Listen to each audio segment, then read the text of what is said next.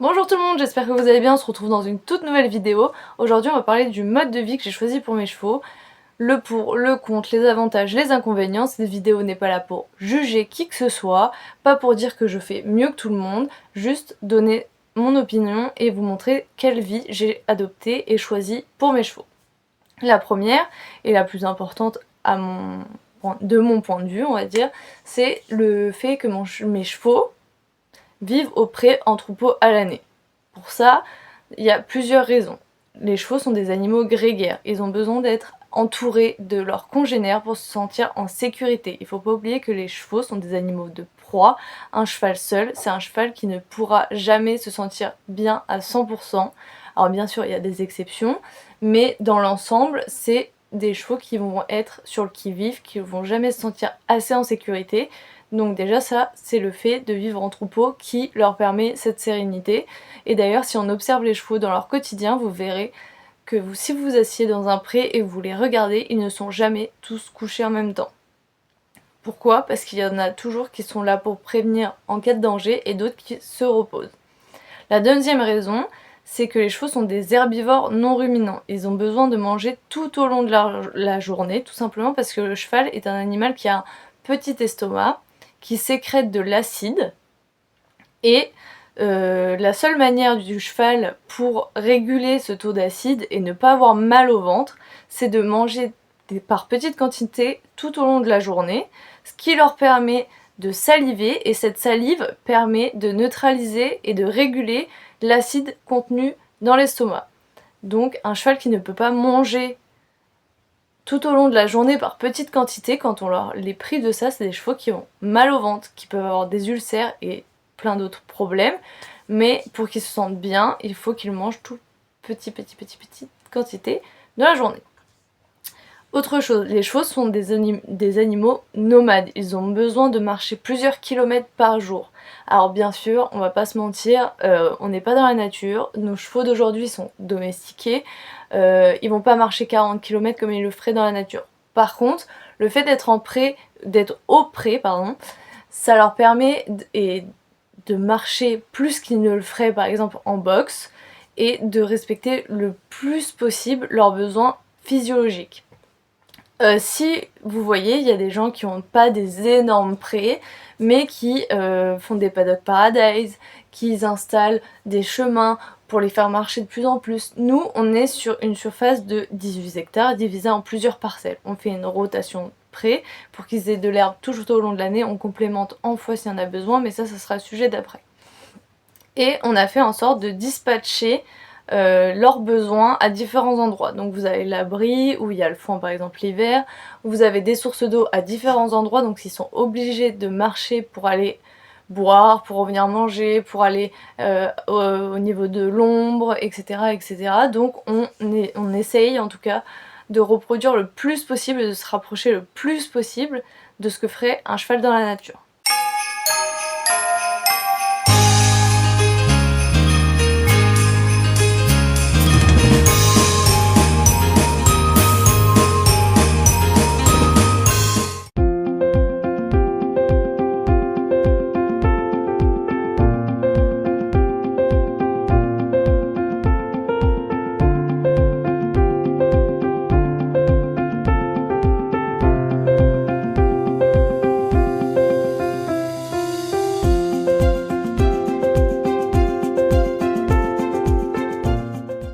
Deuxième point, mes chevaux sont pieds nus. Pourquoi ? Alors déjà, avant tout, il faut savoir que j'ai récupéré par exemple Axel et Poème ferrés, je les ai déferrés, et ils sont passés à la transition pieds nus. Pour ce faire, on a été suivi par un professionnel, et ça c'est très important, et je vais me le répéter plusieurs fois tout au long de cette vidéo certainement, mais le plus important, c'est de comprendre les besoins de votre cheval, de faire appel à des professionnels qui vous guideront, que vous choisissez n'importe quel type de ferrure, de pieds nus ou quoi, ou caisse, ou même pour vous guider si vous avez un cheval qui est ferré, que vous aimeriez sincèrement passer pieds nus mais vous savez tout simplement pas comment l'aider dans ses douleurs, parce que oui, un cheval qui a été ferré longtemps, le déferrer c'est très régulièrement compliqué, c'est douloureux, c'est sensible et c'est pas une phase hyper facile pour eux. Donc si c'est à faire, autant le faire dans les meilleures conditions possibles. Et là, il n'y a que des professionnels de santé, des pieds des chevaux, donc des podologues, certains maréchaux, qui pourront vous guider. Alors moi j'ai choisi le pied nu tout simplement parce que il faut savoir que le sabot du cheval est un capteur sensoriel essentiel.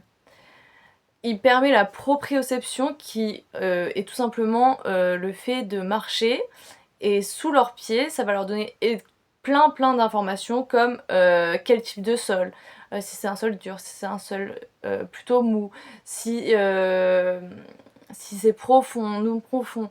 En fait avec leurs pieds, le pied donne des informations hyper importantes au cheval sur quel type de sol, quel type de profondeur et quel type de lieu il se trouve. Ça c'est le premier point sur le pied nu. Le deuxième point, c'est que le pied nu préserve les articulations et les tendons de votre cheval. Tout simplement parce que le pied ferré ne peut pas prendre forme. Alors, je vais m'expliquer. Vous avez imaginé que vous avez votre pied avec votre fer, d'accord? Vous avez, je sais pas, un sol plutôt... Voilà, je vais faire une boule comme ça. Le pied ferré, il va s'appuyer et c'est toutes les articulations et tous les tendons qui vont prendre le choc, alors que le pied nu, il va vraiment épouser parfaitement et s'adapter à ce qu'il y a sous le pied. Et donc du coup, les tendons et les articulations seront préservés. C'est le mode de fonctionnement naturel du cheval. Ils sont nés et la nature a fait qu'ils avaient des pieds pour s'adapter à de la marche extrême. Et voilà.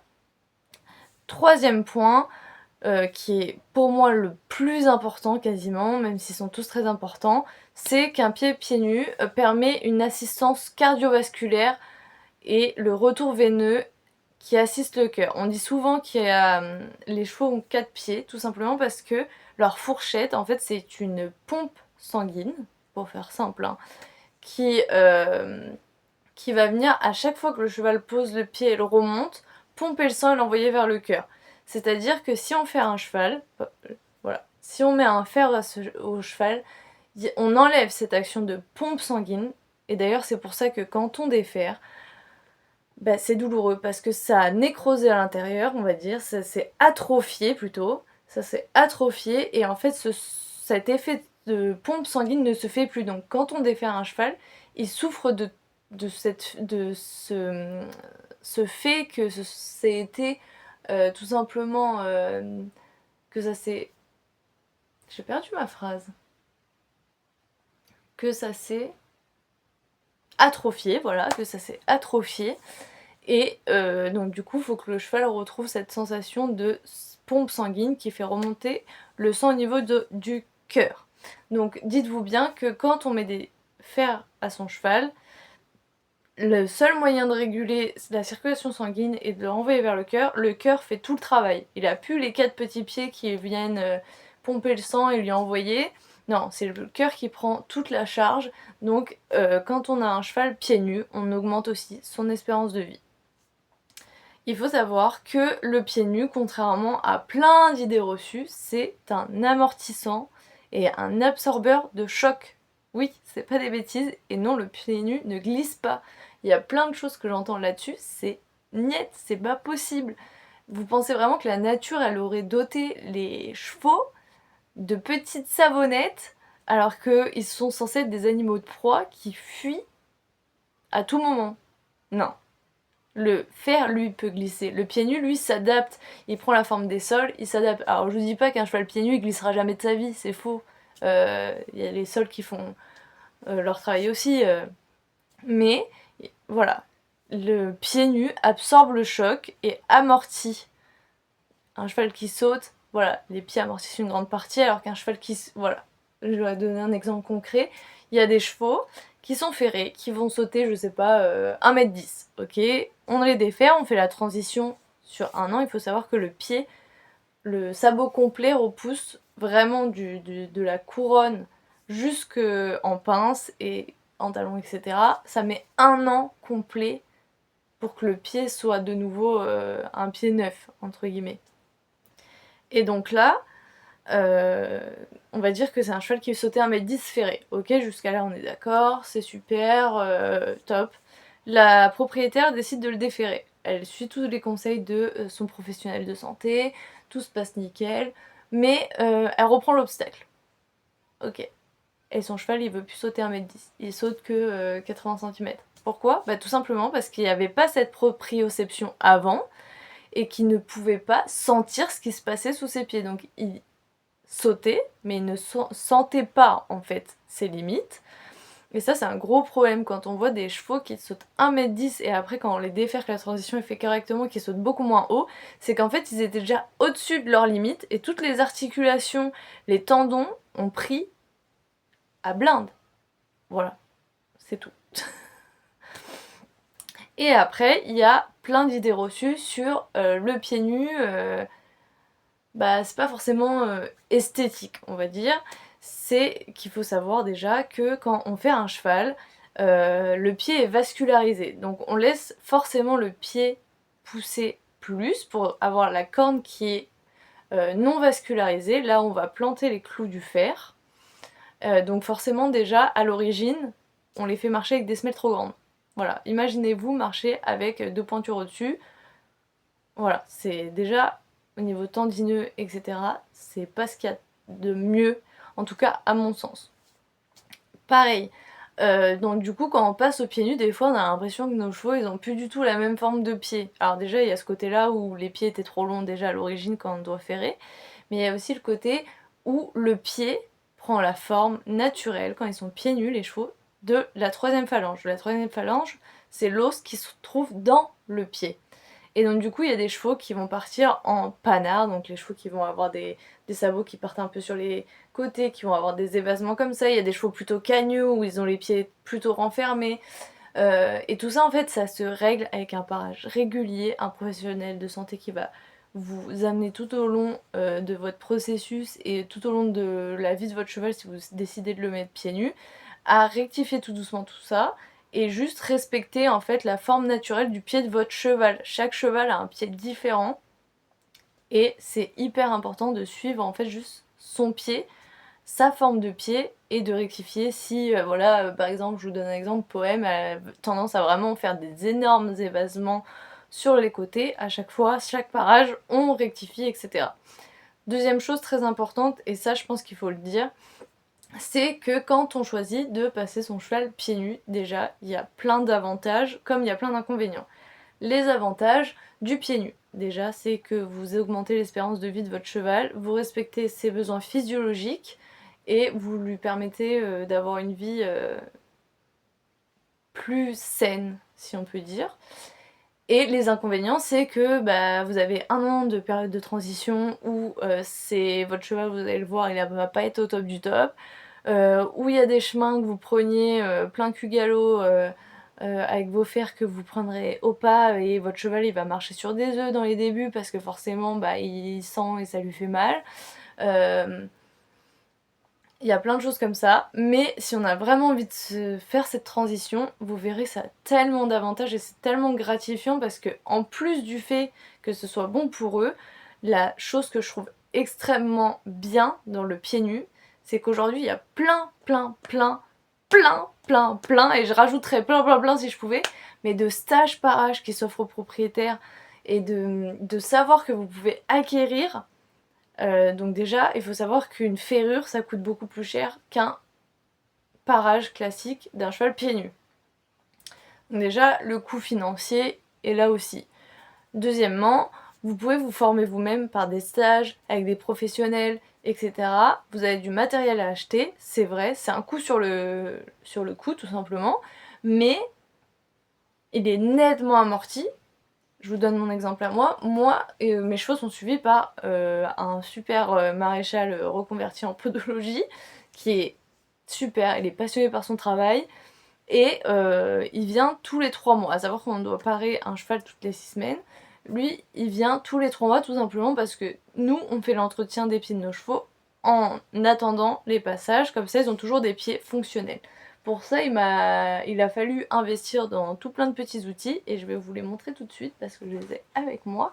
Et les outils qu'il ne faut surtout pas acheter alors qu'on vous les vend une blinde sur internet qui sont pas bons du tout. Tout d'abord, il vous faudra une râpe, donc ça se présente comme ça, il y en a plein sur plein de sites différents. Donc vous avez le côté avec les petites parties, la râpe fine entre guillemets, et la râpe avec les grosses parties. Ok, donc ça c'est tout simple, une râpe. Vous avez, et là c'est là que je vais vous montrer absolument la différence. On vous vend dans le commerce des pinces, et bon la première je me suis fait avoir, et comme plein de gens, des pinces comme ça. Alors ça c'est niette, hein. Vous ferez rien avec ça. Hein. Vous pouvez vous en servir pour refaire vos clôtures, mais c'est tout quoi. Où on vous vend, et celle-là je la vois partout, cette pince-là. D'accord, on est d'accord, elle est super longue. Pourquoi ces pinces-là c'est une catastrophe? Déjà vous allez peiner, mais vous allez douiller vraiment à faire vos parages avec ça. Parce que déjà le manche est hyper long, donc clairement quand vous avez des chevaux assez petits ou avec un ventre assez rond, etc., vous êtes coincé en fait sous le bide de votre cheval. Je parle pour les antérieurs. Et deuxièmement, on va voir sur le trap, si on regarde comment elle se ferme, ce qui l'arrête en fait là, c'est clairement les lames qui sont là. À savoir que du coup vous êtes obligé de forcer et en plus et le truc est hyper long, vous galérez et tout. Et en fait on voit qu'au bout d'un moment, donc ça c'est la première pince que j'avais, elle est complètement déformée à ce niveau-là. Voilà, on le voit. Peut-être pas très bien en vidéo, mais il y a un écart là. Donc déjà vous peinez, vous achetez ça une blinde et c'est pas top. Ce qu'il faut comme pince, et ça c'est les repères qu'il faut prendre, c'est sous conseil de mon podologue que je vous partage ici parce que c'est trop important et ça vous évitera peut-être d'investir dans des choses qui vous serviront pas à faire les pieds de vos chevaux. C'est des pinces comme ça. Donc elle c'est une 12 pouces. Moi c'est ce qu'il me faut pour mes chevaux et pour mon poney, enfin le top, une 12 pouces. Et en fait, là, ce qu'on voit, donc déjà, il faut bien que votre pince soit à plat là. Et là, ce qui retient, c'est pas les lames. Ce qui retient, est-ce qu'on le voit de ce côté-là? Oui, mais on le verra peut-être mieux de ce côté-là. Vous avez un petit trait là, un petit fonctionnement qui fait que c'est ça qui retient. Donc vos lames, ils viennent pas s'entrechoquer et se déformer comme celle que je vous ai montrée juste avant. Donc ça, c'est à prendre en compte. Et ne prenez pas des trop grands manches parce que sinon, vous allez galérer. Je vous le dis, on a fait ça pendant 1 an. Clairement, moi, je ne peux pas. J'arrivais avec celle-là à faire un coup de pince. Après, j'ai appelé mon père qui a plus de force que moi, mais c'était une galère. Avec cela, je fais les pieds de tous mes chevaux. Sans problème. Voilà, donc c'était la petite parenthèse, ne vous faites pas avoir, n'achetez pas n'importe quoi. Et pas comme nous, acheter, et jusqu'à ce qu'on vous dise « il faut ça ». Passez à ça directement. Deuxième chose, il vous faudra bien évidemment, et ça coûte que dalle, des gants. Tout simplement pour vous protéger de tous les outils qu'il peut y avoir. Des gants, je crois que ceux-là ils viennent d'Action, ça vaut que dalle et c'est super, ça dure hyper bien dans le temps. D'un cure-pied, alors il est hyper crade, j'ai fait les pieds de mes chevaux ce matin, là c'était parage ce matin. Un cure-pied, mais ça tout le monde en a un. Jusque là tout va bien. Une brosse métallique. Voilà. Ça on en trouve partout. Et après donc vous avez, moi j'utilise, c'est pareil, elle est sale mais bon, une rainette tout simplement pour baisser mes barres. Après vous voyez suivant les besoins de votre cheval, etc. Et ce que j'utilise, que j'ai arrêté d'acheter dans le commerce parce que c'est une horreur, j'utilise un produit que je fais moi, tout simplement en période où les sols deviennent mous, où on peut avoir de la gadoue, etc.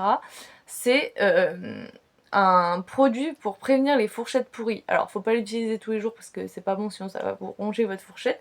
Mais j'ai mis ça dans un ancien tube de démouchine quoi. Donc en fait, je vais vous dire la recette tout de suite. Il vous faut un flacon plein de vinaigre de cidre. Et 10 gouttes d'huile essentielle de titri. Voilà, fin de l'histoire, et ça c'est magique. Deuxième truc qui coûte vraiment pas cher, c'est la chougardine. La choucardine, c'est quoi? Vous prenez un pot de confiture, vous mettez du sucre en poudre et vous rajoutez de la bétadine, vous mélangez suivant la texture que vous voulez. Je vais y arriver. Vous pouvez faire ça plus liquide, moins liquide, comme vous voulez, mais vous avez un super désinfectant pour votre pied. Et ça coûte que dalle. Au lieu d'acheter un petit tube comme ça qui coûte 25 € sur internet. En plus, vous savez ce qu'il y a dedans, c'est naturel, enfin, voilà. Donc voilà pourquoi j'ai choisi de passer mes chevaux tous pieds nus. Et après, comme je dis, c'est un choix.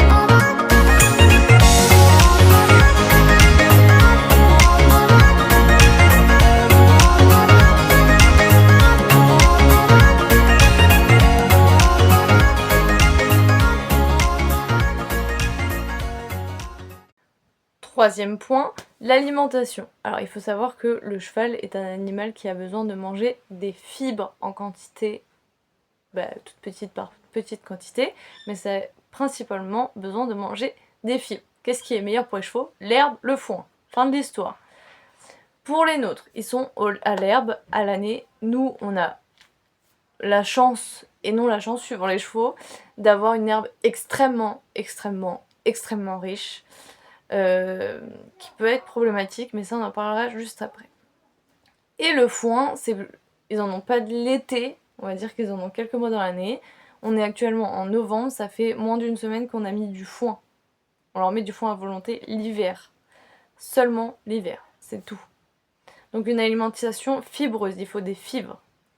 Après, si vous avez des chevaux qui travaillent plus ou moins régulièrement, nous, je sais que par exemple, mon vieux loulou, enfin mon vieux loulou, il est pas vieux, mais il a presque 23 ans, Poème, lui, par rapport à sa dentition, il ne peut plus manger tout ce qui est ration normale, entre guillemets, comme je peux donner à mes autres chevaux, tout simplement parce qu'il a plus de quoi mâcher correctement, parce qu'il a la plaque dentaire lisse, et donc du coup, je vais passer sur une alimentation fibreuse à réhydrater, et ça lui provoque pas d'ulcère dans le ventre, il digère beaucoup mieux ce qu'il mange et ça règle plein de tas d'autres problèmes qui sont là en amont mais qu'on voit pas forcément.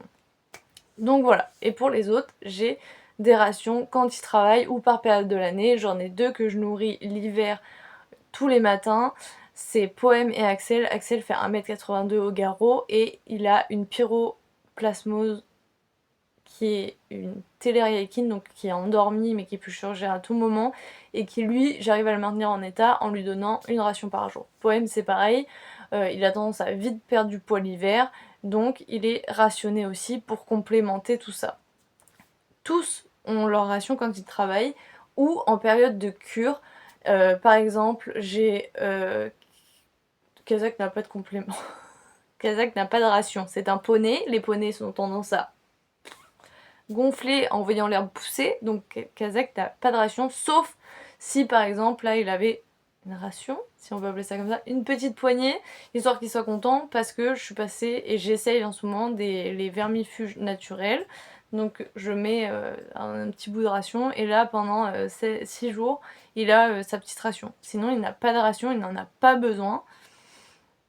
Nina a une ration quand je la passe sous cure ou que je viens de la travailler, quand elle est sous cure pour ses ovaires. C'est une jument ovarienne, donc elle est sous cure pour ses ovaires à base de plantes qui l'aident vraiment, et vous voyez vraiment la différence. Et vraiment, depuis que je suis passée sous complément alimentaire pour ses ovaires, mais c'est miraculeux, le changement d'attitude est génial. Troisième, Poème, lui, a une ration complémentée avec... dedans, je lui mets des écorces de... je ne sais plus quel arbre. Je vous mettrai de toute façon les images. tout simplement parce que l'ostéo est passé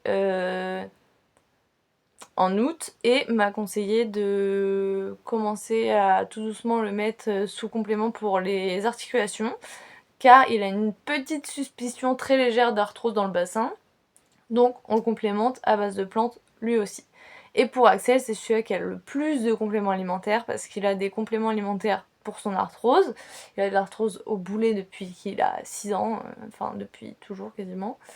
Et il a aussi, dû à sa pyro, des compléments pour booster un petit peu son immunité, comme dans les périodes qui arrivent où le froid arrive et les immunités ça se bagarre un peu, pour booster un petit peu ses immunités.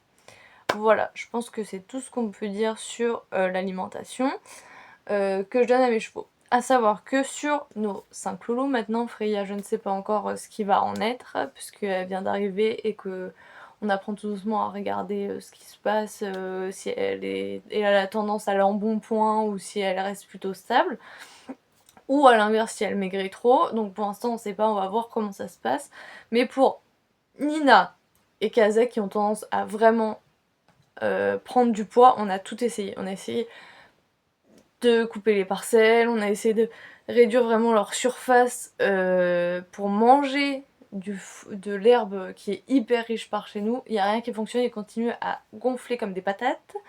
Donc je viens d'investir dans ce que je voulais pas trop, mais bon, des fois il n'y a pas le choix, c'est pour leur bien, dans des paniers anti-goinfrage. Donc je vais vous montrer, vous en trouvez d'occasion, enfin moi je les ai pris d'occasion clairement. Vous en trouvez sur plein de sites d'internet.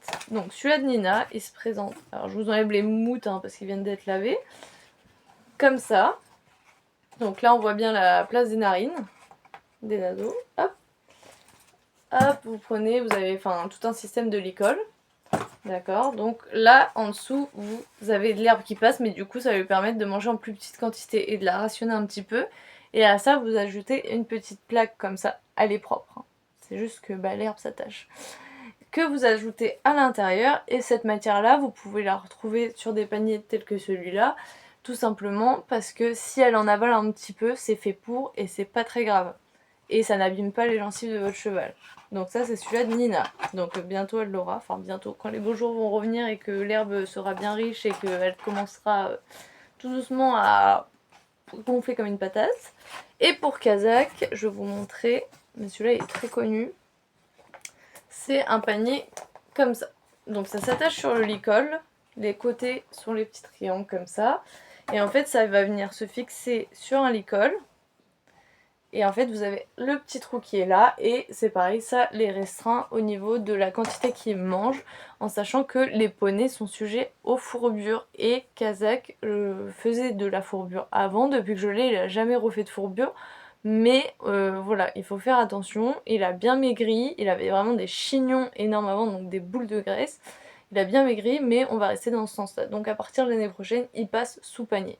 Et ça, je vous en dirai des nouvelles.